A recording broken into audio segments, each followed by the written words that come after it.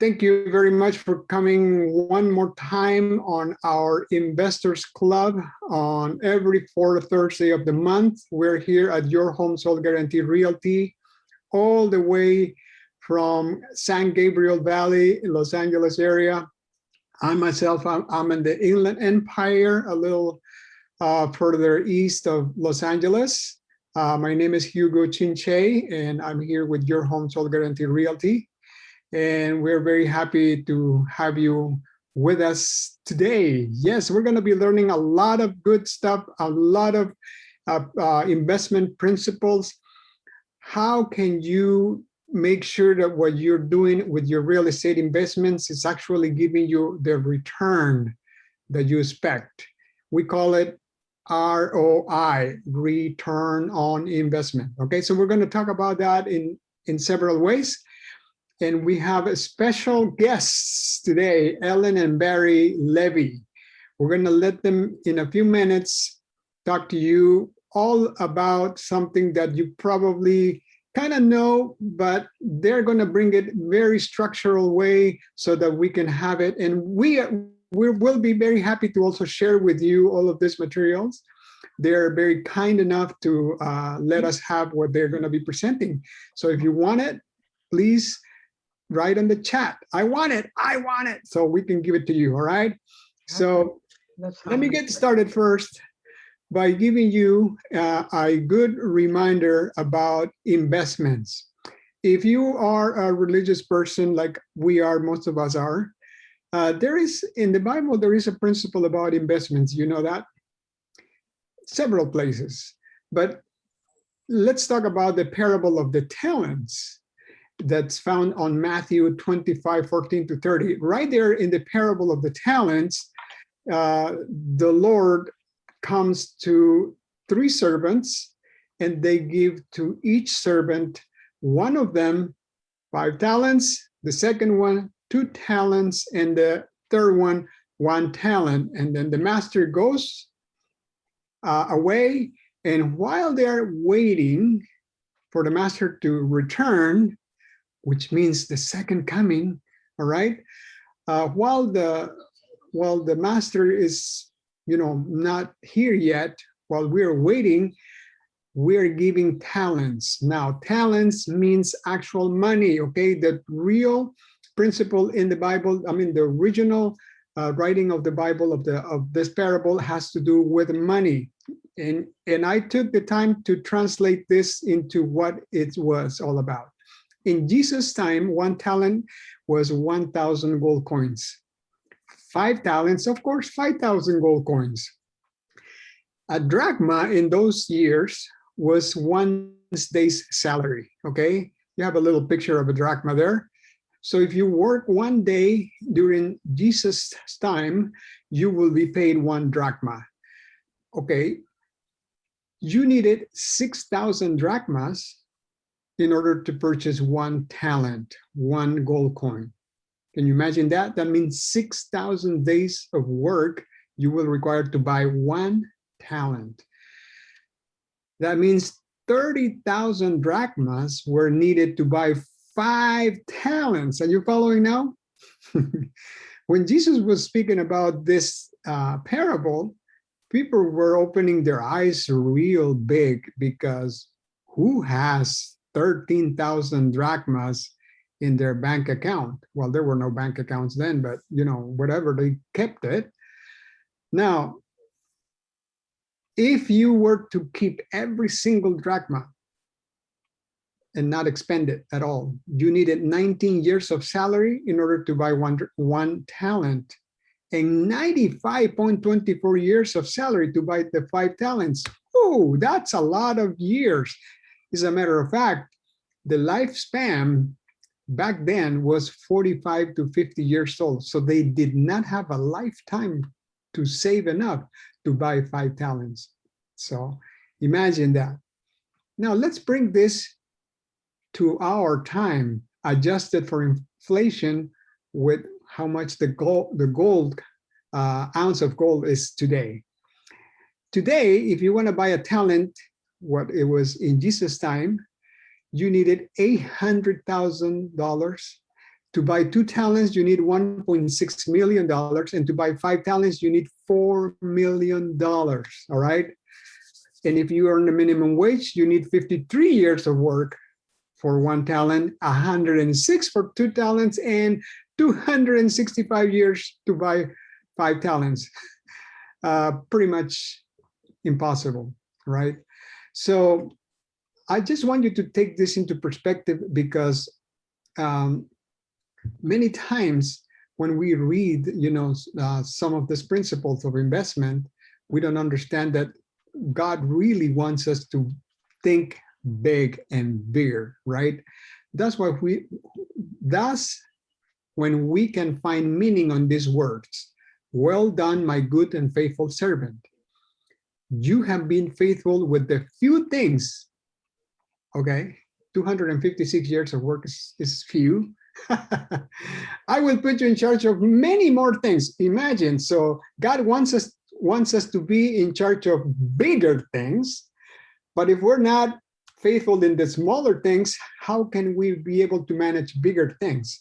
So remember, if we are not faithful on the 1 talent, this is what Jesus said to the servant who did not do anything, the servant who did not invest. He said, thou oughtest therefore to have put my money to the exchangers. The minimum you could have done is just put it with the exchangers. Exchangers today will probably be at least in the stock market, right? And then at my coming, I should have received mine own with, more. So at least do something with what you have, and don't be like the rest of most, or I will say not the rest, but the majority of people don't invest their money in anything. So today we are going to continue to help you in seeing how you can multiply what you have, how can you invest, and how your investments will probably have better way of returning by understanding what you need to do on your investment principles and how you go about it. So that's why we invited today Ellen and Barry Levy, and they're going to help us because they're very, very experienced. I'm telling you, I forgot how many years experience. I know they have a lot of years of experience in real estate. So I'm going to let them introduce themselves first. Tell us, I know you're from the East Coast. You're from the capital of the world. Is that correct? That's sometimes what what we think of it as. Sometimes we don't think of it that way, but we serve Washington, D.C. and all of Maryland. Well, most of Maryland. Yeah, that's our market area. Great. Can you hear us okay? Yes. Tell us, how long have you been involved in real estate and also in obviously helping people with their investment? Well, I'm sort of a little hesitant to say it, but I got my first broker's license in 1979. Wow. And I've been full-time since then. I started real estate investing in 1997, but Barry, I started real estate investing in 1973. Yeah. So we've been doing it. We've been doing it for a while. And we've made all the mistakes so you don't have to. Yeah. Right. Yay. Benefit from our mistakes. I will not say that we've made them all, because if you say that, God will say, oh yes, how about this one? So we don't want to tempt the Lord there. Let's just say that we've made enough mistakes and we've seen other people make enough mistakes that we have a plan for success that anyone can follow. Yes. So you are lucky. If you're listening to this right now, you're lucky because you have 2 people who have been doing this for so many years. And what they're saying, if you didn't hear well, you don't have to make the same mistakes they did. Wow, that's gold. That's so great, because me, I also made some mistakes and I wish somebody told me before. So now you have that opportunity. So Ellen and Barry, why don't you take over and let's see what you have for us today. Okay, there are, and I hope we don't start fighting for space here because we both have things to say. I wanted to talk about a few general principles and see if we can get any kind of feedback. One of the things I think is very important is for any potential investor to understand what his or her or their investment objectives are. What do you really want from your real estate? Some people want pride of ownership. They want to be able to drive past it with their friend and their family and say, I own that. Okay. And that's a form of return on their investment, that sense of pride.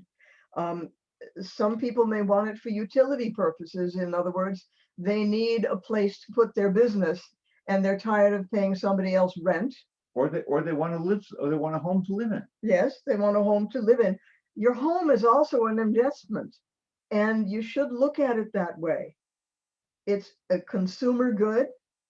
It's a basic necessity because you need a roof over your head, and it's an investment.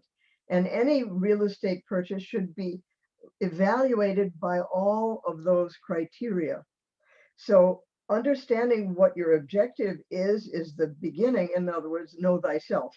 So understanding return of investment, there are a couple of ways of looking at that. One is return on your cash, and the other is appreciation. And we'll talk about that. Components of return of investment on investment: return on investment in property improvements, enhanced property value, increased rents, better quality tenants. Those are all components of return on investment, not just the immediate dollars. And I want to say something about that.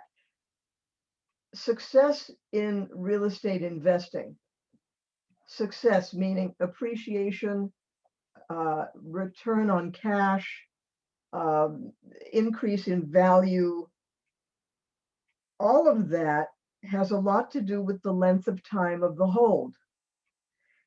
You are not going to buy your first little piece of property and then be financially secure in 6 months. The length of time of the hold is extremely important. So, I just want people to be a little realistic about that. There's a property that is the one I like best in my own portfolio right now. It's only a 5-unit. I paid about $150 for it in 2012. I've put a lot of money into it in improvements. I've turned down $400 all cash. I'm getting about $2,700 a month from it net. And that's mine for the rest of my life if I want to keep it. So that's about it's going to go up. So figure I'm going to get about $3,000 a month net. And that's net of property management. I've got somebody handling it for me. And taxes and repairs and utilities and mortgage. Yeah, that's net of everything. So talk about that, understanding net income. Just let's understand what it is that we're talking about. Net income is gross receipts. That's the total of the rents and any other parking fees or whatever that you're getting. Minus your operating expenses. That gives you your net before debt. And then after you pay the debt, i.e. the mortgage on it, if you have one, then you get to what's called the bottom line. That's what you are really looking for. Except for number 3, there are tax benefits of real estate investments. You can deduct your capital expenditures and you can deduct depreciation, and Barry, who is far better at taxes than I am, can talk about that. So what's going to determine how successful you are as a real estate investor? In other words, whether you make more money than you lose. That's the definition of success. You bring more in than you lose or spend. There is a bottom line. You are realizing appreciation. You are getting tax benefits. the determinants are going to be how good a job you or we did in getting you that investment to begin with. Very important.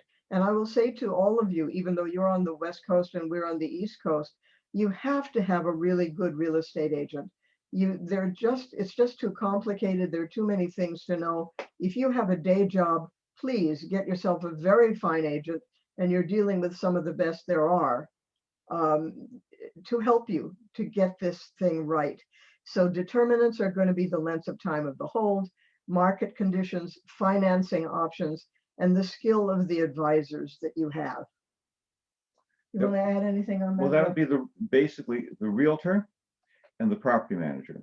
Yes. What you need is a realtor who owns property and makes money on it, and a property manager who actually knows how to manage property. They don't all.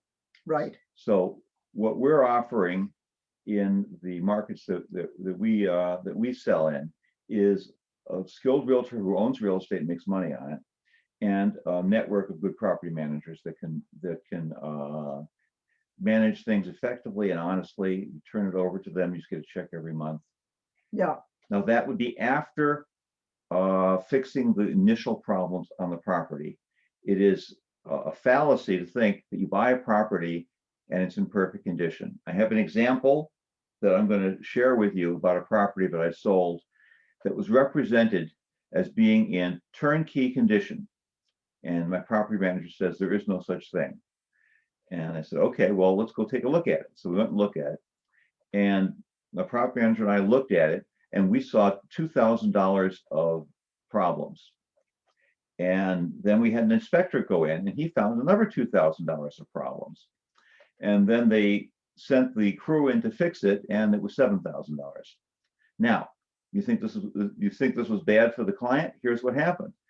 The initial asking price was $70,000 for the house, and we negotiated that down to 68, and then after the inspection to 66, and after the repairs, it rented for $1,200 a month.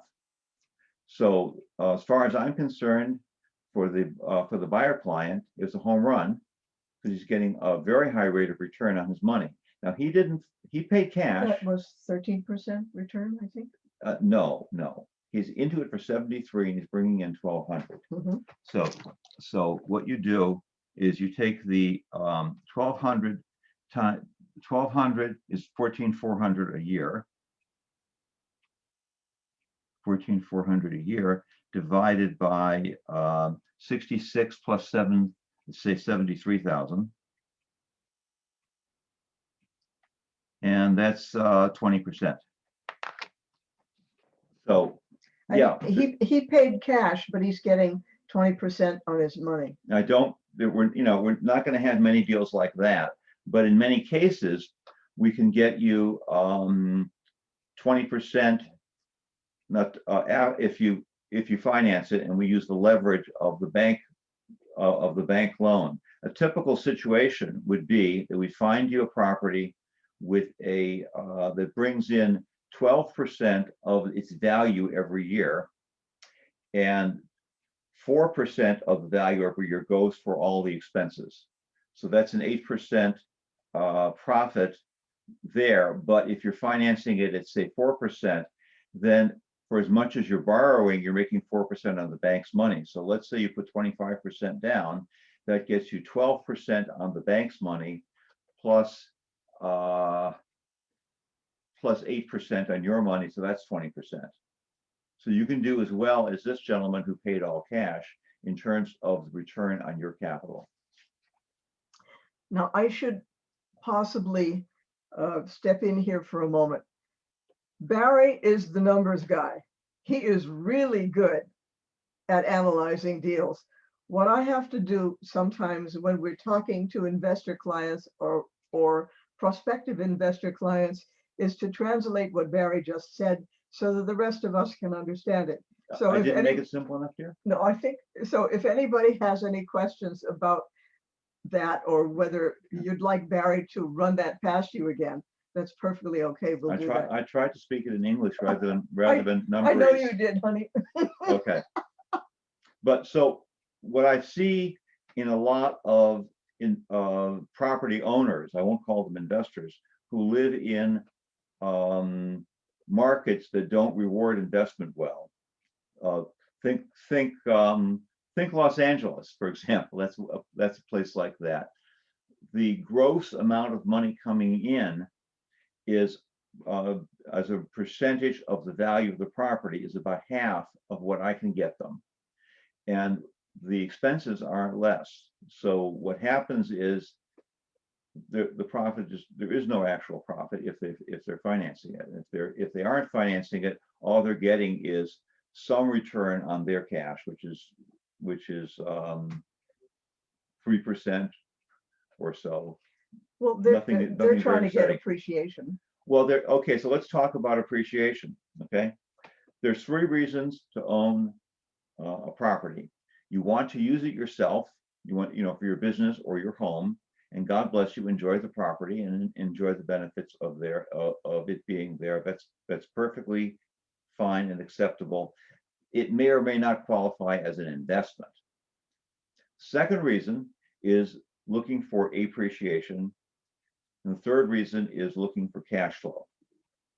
I maintain that an investor is looking for cash flow. Now let's talk about appreciation. I am not representing that in the market we have right now, that there will be appreciation, and you don't need it. If you can get 20% a year return on your cash, you don't need appreciation. The property does not need to appreciate. Now, the people who are looking for appreciation will often buy property that does not provide cash flow. There's a word for people like that, and it's called speculator. Now, if a speculator buys a piece of property and it actually does appreciate, that is a successful appreciation, a successful speculation. However, when a property is not, the value of a property is not supported by cash flow, it can drop, and it can drop a lot, and it can drop a lot fast. And then you end up with a big capital loss and a cash flow negative, and you're stuck with it until you go bankrupt or give up the property or various bad things. There are properties that I have sold to people that were good cash flow properties when I sold them to them, but then they appreciated so much that they no longer were good cash flow properties. If you're going from the theory of you want cash flow on your money, a property like that should be sold and the money reinvested in other properties, which are good cash flow properties. Appreciation is not a problem. It's an opportunity to pull a bunch of cash out and expand your empire in a very profitable way. It is not, appreciation is not, should not be the primary goal. It's not a bad goal, however. Well, it's, if you go for a property that's well managed, well financed, without a balloon, and produces a lot of cash flow, you can make a ton of money, whatever the value is. If the value goes down, you say, well, if I ever want to sell it, that's a problem. But as long as I'm getting all of my monthly income, I'm perfectly happy, and I'll ride this out. And if I can find more cash while property values are depressed, I'll buy more property and expand my empire and improve my cash flow then. I have a couple of things that I want to say. As I understand the Los Angeles market, your rents are less than what your carrying costs are. In our market here in Maryland and DC, you can own for less than the cost of renting. So you have to take a look at what's going on in your marketplace. I also want to add that money can travel. A lot of, we have investor clients who are from Canada, New Jersey, all over the place. Hugo sent us one. Yeah, that's true. and that worked out nicely. And it was a 1031 exchange. Yeah, and okay. and we got the gentleman a property that was met his needs, so Right. that was fine. But the basic idea is that the safest thing is to buy property for income. I want to ask you guys a question. I've also mentioned on the outline that estate planning and college planning are good things to do with regard to your real estate investment. I worked in commercial real estate for about a year, and one of my colleagues was a young man and had a couple of kids, and his plan was to buy a building each time he had a child and hold on to it until the kid was of college age, and that investment would pay for the kid's college education, which was perfectly brilliant idea. I'm quite sure that it worked. Tax planning, estate planning, sometimes if you've got a couple of kids and you want to know how you can take care of them, so buy a property, put it in a trust or in the kid's name, and have tenants pay off the mortgage for 20 years or 30 years, and then you hand it over to your heirs free and clear. Yeah, that's a good thing. What we could do now is give you some examples of some closed deals that we've done, and would that be useful? or examples of available deals. What would you like? And we want to leave time for questions also. Hugo? Can you repeat the question again? We can show you some examples of closed deals and some examples of available deals. What would you like us to do? Yeah, let's start with available deals. Okay. So Oh, can we, do you want Barry to talk about cap rates, or should we just go to the deals? Yeah, let's go to the deals first. okay, fine. Can we show our screen?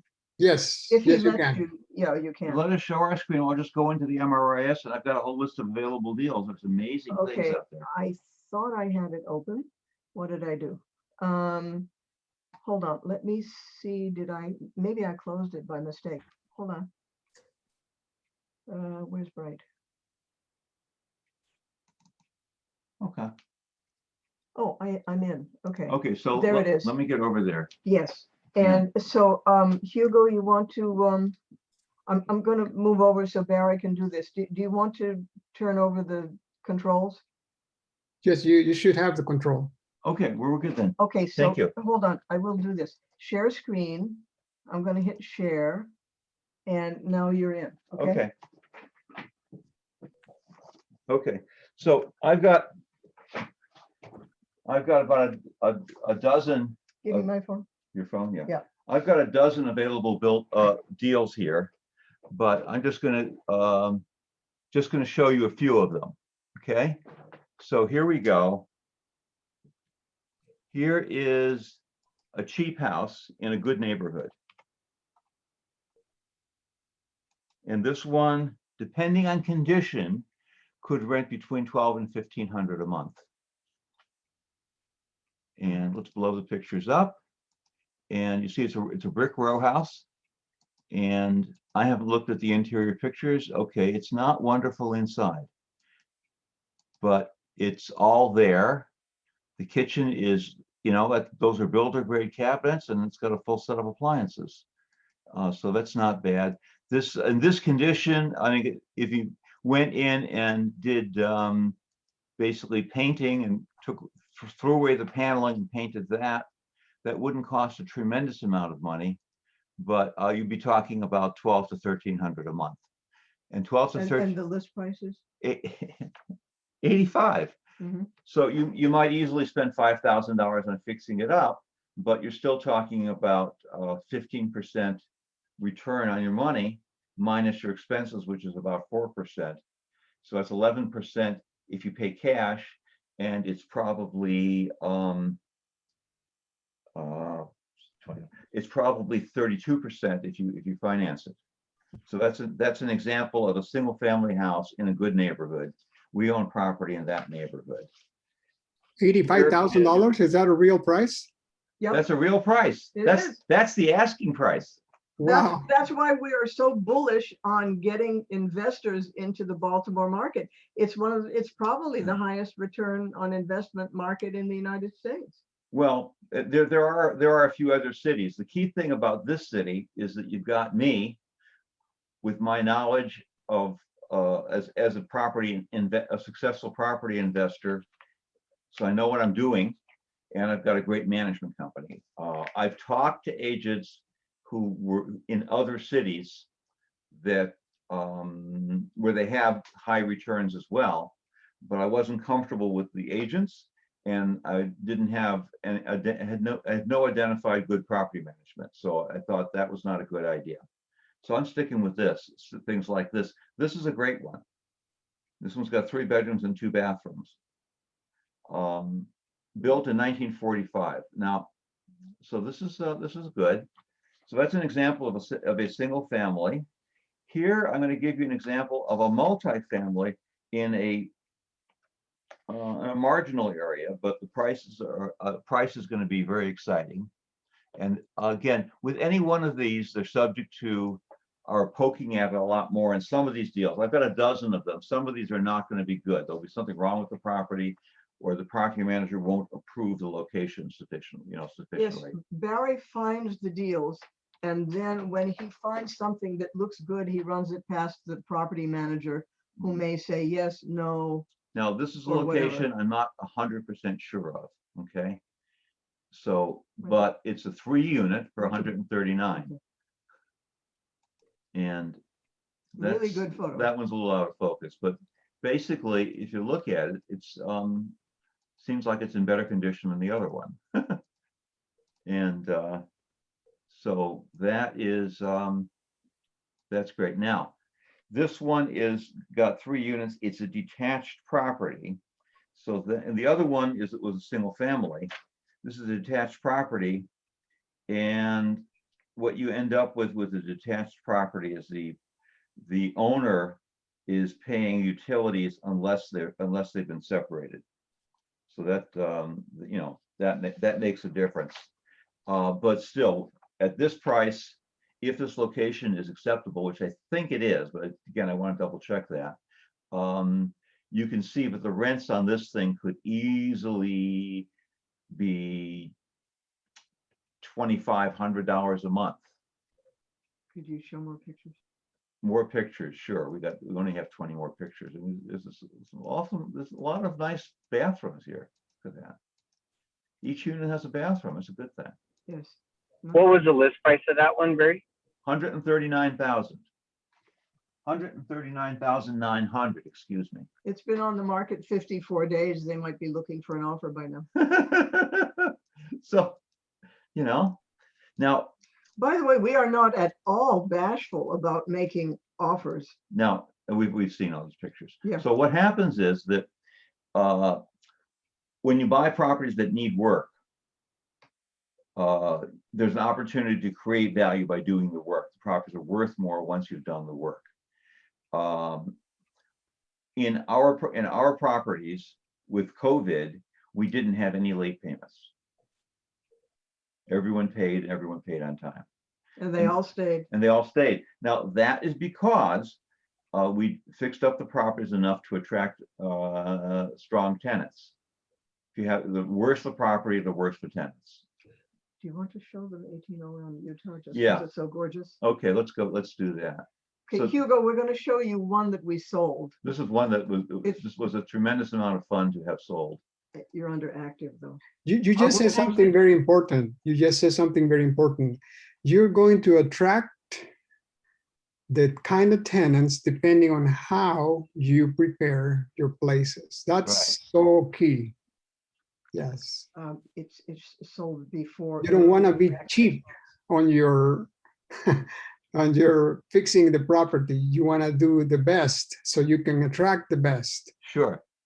Now you've got 52 mansions. I would fill that in. Yeah. Okay. Yeah. So one of the things, and again, the gold mine location for the It's the top one. is the top one. Yeah. Okay.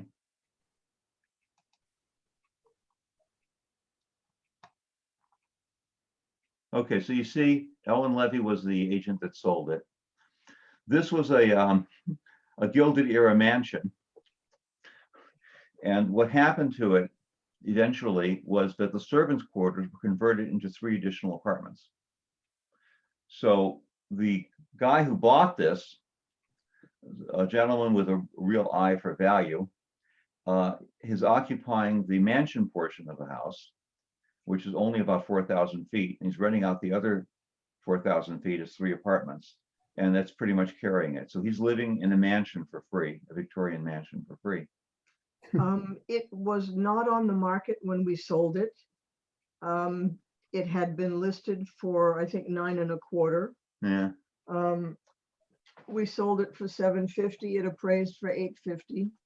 Could you close that? I think there might be photos in that the old list. Yeah, let's go for the old listing. Because it's so pretty. We would just Yeah. like to show it to you. Just hit next.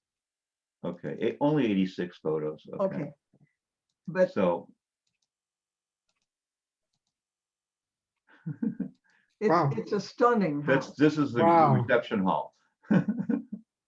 Yeah, this place, whenever you want to resell it, you can have a lot of history and make a lot of money just in the history, you know. Well, there you have it. So what happens is that this was built in 1880s. It's very historic. and- We sold it to a historic preservation architect. Yeah, and the cost of when you translate the money from the time into today, it would be about $5 million for what was spent to build this thing. That is a radiator. Wow. We love historic houses, so it was our pleasure to sell this. And as Barry said, the new owner is living for free in this. Yeah. So yeah. So this was a whole lot of fun. Please excuse us for showing it to you, but it was just so much fun. The guy who built the house was a lumber dealer. So every room has got different woods in it, and a tremendous amount of wood and quality of wood. There's the safe, The built-in safe. built-in safe. That's a gas fireplace, and it just goes on and on and on and on. Okay, so what we've done is we've shown you one that's active, no, 2 that are active, one that's a multi-family, one that's a single family. Yeah. Oh, it's also had the original elevator. Oh, yes. So Um, this is someplace right in there. this is in the high price range of that sold for $750. We showed you a couple of things that sold for that are available in the $85,000 and $140,000 ranges. There's the elevator right there. Yeah. So there's a range of things. There are There's the larger elevator. multi-units, near Johns Hopkins, near the universities. But it's in general, investing in the Baltimore area is not going to break the bank for anybody. The returns are very high. We have This deck is off the 3rd floor. yeah, it's in the turret. It's in the turret, and it goes with the 3rd floor apartment, which I think is a 3-bedroom. So they have that little deck there, and this is what it looks like up there. I think we'd better open it up to questions. Hugo, is that what you would like at this point? Oh, this is great. I mean, I wish I knew this home before you sold it so I can buy it. Well, we can get you something of equal elegance, although finding something like that with a with the mansion and 3 more units, I don't think there's anything like that out there. This is We've seen some beautiful ones, and many of them will have at least 1 accessory unit, sometimes 2. If you look at this house right across the street, so this is right across this street, so right over here, there was a house that had a carriage house, and the house had been cut up into 10 apartments. And the owner's unit was the 1st floor, which was a 3-bedroom apartment. And I looked at buying that one around 1980, but interest rates were like 13% or something like that. And Yeah. the idea of paying 13% Is is, this the one that I talked you out of, to my eternal shame, or? that oh, was another no, one? no, that was another one. Okay, I could show the one you talked me out of. yeah, You want to see that one? not really. No. We There's- could have bought it for 3 1/4 the last No, time. no, 5 1/4. Really? Was Yes, that much? yes. Okay, and it came with how many apartments? 10? In a detached, sort of semi-attached, anyway, It was a smaller mansion than this, plus the third floor, which is originally part of the mansion, had been converted to an apartment, and I think there were, I guess about 10 additional apartments right. and a garage. I wouldn't do that, unfortunately, to my eternal shame. It was That one of the things we didn't do. that would have been sensational. We could just have moved in there and retired right then, and lived in the mansion with let everyone pay us. So this is the last time it's sold, for, I don't know, $1.2 million maybe? Yeah, $1.2 million. So this is that one, and this, I could have bought this for $525 in And those are, one. those are the Well, yeah, apartments. they filled up the rest of the lot by building additional apartments. And this one's actually just a row house. 18,000 square feet. Yeah, well, and there was an elevator in back here Okay. also that was not. You want to show it to them? Sure, let's show it to them. This is the one that I wanted to buy. By the way, there are beautiful houses like this in Baltimore. This is 1 block north of the other one. Yeah, So this is very nice. And but if you this is anal- the home office. There's a whole bunch of built-in bookcases on the other side of the room. if you do the arithmetic, if you get this or something like it for $1.2 million, and you've got basically 10 rental units, it's still going to work. Yeah. I'd have to just see the rents. There's the garage. Oh, did I mention it was big? Well, I'm telling you, for 1.2 million here, you buy a 3-bedroom home, 3-bedroom, 2-bath home in Los Angeles. Well, Well, right.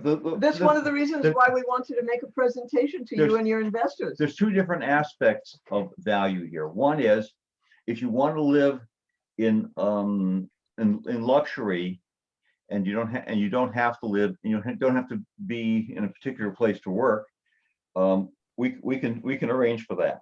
And the second one is, if you want a high return on your investment money, we can arrange for that. Sometimes we can do both in the same building, but if for $500,000-600,000 in Prince George's County or Anne Arundel County or several other counties around here, you can get a 2,000-3,000 foot house with a 2-car garage, detached lot, and it's all in perfect condition and glorious. There is something else I want to say, Hugo. If any of your investor or buyer clients have kids that are going to Johns Hopkins or any of the other universities around the Baltimore area, which is a very big area for education, or if they're in the financial services industry, because Baltimore downtown is very big on financial services. Legg Mason, And that Legg Mason is there. there are others. Your investor buyer from California can put down 3.5% and get FHA financing if the family member is going to live in the property. That's perfectly legitimate. So instead of 25% down for an investment, they can do it with 3.5% down. Wow, that's a good That's just one of the information. things. Pardon? That's a good information to have, for sure. Is it appropriate for us to give out our phone number? Oh yeah, please. Okay, so my phone number that you can reach me at almost any time is 443-827-1059. I've got the ringer turned off right now because I'm in the meeting, but I'll That's code. his cell. That's my cell phone. And, you know, that's the only way to reach me in the evening. Mine is 202-364-1515. We try to be very responsive. We're happy to take any questions. No, definitely. So again, 443 area code for Yes. Barry, 443-827-1059. That's it. And for Ellen, 902-364-1515. No, mine begins with the 2. It's 202. 202, yeah, 202-364-1515. Yeah, those are our cells. So yeah, people are also listening live on Facebook, and there are a lot of people listening to us right now. And if you want to invest in the Baltimore area in the East Coast, just look at this. If you're in Well, you got the California, right coast and you got the wrong coast. Oh, no. Okay, and we do not just do Baltimore. There certainly are investment possibilities in Washington, D.C., but The returns are lower. the returns are much lower, and The legal situation is much worse. yes, it's practically it's the tenants have the upper hand because of the legal situation. You can't really get them out, and you can't raise rents very much, and they have rights if you want to sell it, and they can basically hold you up for it's extortion. But we don't You need to have go into all the details. Just Yeah. say it's bad. It's bad. Let it go at that. Any Right. other questions? no, definitely. So yeah, so the Washington, D.C., Maryland, Northern Virginia, perhaps as well. No, we gave up our Northern Virginia licenses. We're busy enough. We were so busy, and traffic in Northern Virginia really sucks. And you know, we had Northern Virginia licenses for 30 years and didn't do very much business there. So you know what? Who needs it? Okay, great. Our firm is very big in Northern Virginia, but and the tenant laws are better, and we have very good associates. Yeah. If somebody really wants. Yeah, so Virginia. we've got good associates in Northern Virginia. We just don't do it ourselves. Great. Okay, if anybody else has a question, please feel free. Yeah, I have a question for you, Alan and Barry. I know when you invest in long distance, there's always a concern about a management company, because I do own property here in California. And when I refer my client to management company, they usually always every month have repairs that are not like legitimate. And some houses that were built like in 2004, 2005, they're fairly new. It shouldn't be like having repair every month, but it always happened with management company. How is your management company over there when they have a repair? They're truly excellent. They have been known to recommend doing more repairs than I would have thought of, but they tend to be right when they do that. We've had some deferred maintenance. We had this building which had a whole bunch of deferred maintenance on it, and they found it all and pointed it out, and we agreed to do it. They don't just willy-nilly go and spend the money. They're careful. Other managers before. The one we have now and that we have referred a number of clients to is very good. And in case it just kind of went by you in all the verbiage and pictures and stuff like that, when Barry looks for investment properties for our buyer clients, he will usually come up with a bunch, as he said that he did. Again, I've got a dozen right here. And then what he does is he runs it past the manager and says, I've found this over here, I've found this over here, I've found this over here. And the manager will probably shoot down at least half of them. Or, you know, there's drugs on that block. You don't want to be on that block. You know, that's a ridiculous price over there. Half the price, it would make sense. So, I mean, it's a team. Yeah, we are very confident with our management, and we place our properties with that same manager. So we are drinking the Kool-Aid, as they say. Well, the other thing is we have owned a lot of property. We've had a lot of work done. So when we take a look at something, it's a very educated view. And we've had different managers. one manager, who I'm not going to mention, was truly excellent until her business fell apart and her partner left, and she had real problems, and the quality of management went down. Does that mean she's a bad person? No. Has she fixed her problems? Well, maybe, but I'm not back there at the moment. But Yeah. point is, you got to manage the managers. You got to pay attention, and a good manager can deteriorate. That can happen, and if it does, I'll be there to help you find a replacement. Right now, I'm very big on this guy that I am using, and he's young, and so and he's conservative and well capitalized. I don't think there'll be any problems, but just in case there are, we have a fallback position. And what I want to say is, if by any chance any of your clients should decide that they want to investigate investing in our neck of the woods, you have to understand that we will not just find the property and then leave you hanging in the wind if you down the road are hearing that you should replace the heating system, or you should have this repair done or that repair done. We'll go up and take a look and see whether we agree. Even though we like and trust this manager, we would not at all mind having our eyeballs on it also. And we'll talk with him about whether that's really necessary and whether it really should be done. The most recent investor deal we did, and I should say, many of our investor clients, if not all, are repeat buyers.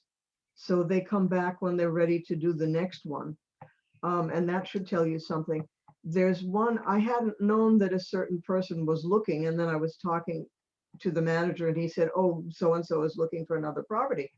So there was one that I had seen that I had wanted to, I didn't think I had anybody for it. It was on auction, and there was a very short time before the end of the bidding. It's a 5-unit building that had 4 tenants not paying. Client bought it. Our guy got it for, I think, $287,000. That's, no, it's okay, Barry. I've got the numbers pretty much. It was $277 plus a buyer's premium. The manager paid 2 of the tenants cash for keys. Mhm, I have it right here to get out. mhm. That was $3,000 for one and $1,500 for the other. The building is now 4 units are rented. All of the units. 272, 420. 272, 420, but no, they had there was a buyer's premium, so it wound up And they being, didn't put that no, in it there. was 281.5 plus $1,500 to one tenant to leave and 3,000 to another one. Anyway, it's now bringing in $4,000 a month, and that's with 1 unit not yet rented because they're doing work on it. So it will very soon bring in, the parking is rented for $400 a month. When it's fully rented, which it will be probably within the next month, it'll bring in $5,000 a month. I calculated the rate of return as being something north of 15%. And that's without financing. Yes, that guy paid cash. That's awesome. That's awesome, Ellen and Barry. Time is running out. I don't know if you have any last question, Jason. You So, wanted to add With something? financing, it would be 46%. Yeah. Okay. A return Jason, on the cash. On the Jason, go talent. ahead. Yeah, we need. No, we need that's to, all the question I have, and I will be looking into the property. The number looks very interesting. It's very high. Mhm. very high ROI. Yeah, Yes. I'm very impressed. I'm impressed with the But return you have to take on on investment. take on a situation on that one with, with 4 non-paying tenants, and Yeah. you couldn't make them pay. And Yes, so we I knew what- appreciate your time. I really appreciate your time, Ellen and Barry. We're running out of time, and now that we have listened to all of this, remember every 4th Thursday of every month, we'll be happy to bring Ellen and Barry back again. If they tell me we have 3 more good deals, believe me, I'm going to bring them in so you can have I've an got 12 opportunity. deals right here. Yeah. I've got 12 good deals right here. I just picked 2 Look of at them. that. One Okay. single family, one multifamily. I got 12. Yeah, there you go. So I'll have more deals next month. We'll show up. wonderful. Appreciate it. Thank you very much. And thank you everybody who is listening to us on Facebook. Actually, And we have everybody time to go here over in the more than office. 2 deals. And We've yes, already gone over the stuff this time. all right. Thank you very much again. And again, we remember every fourth Thursday, we're going to be here giving you some excellent opportunities for you to invest in real estate. Have a wonderful rest.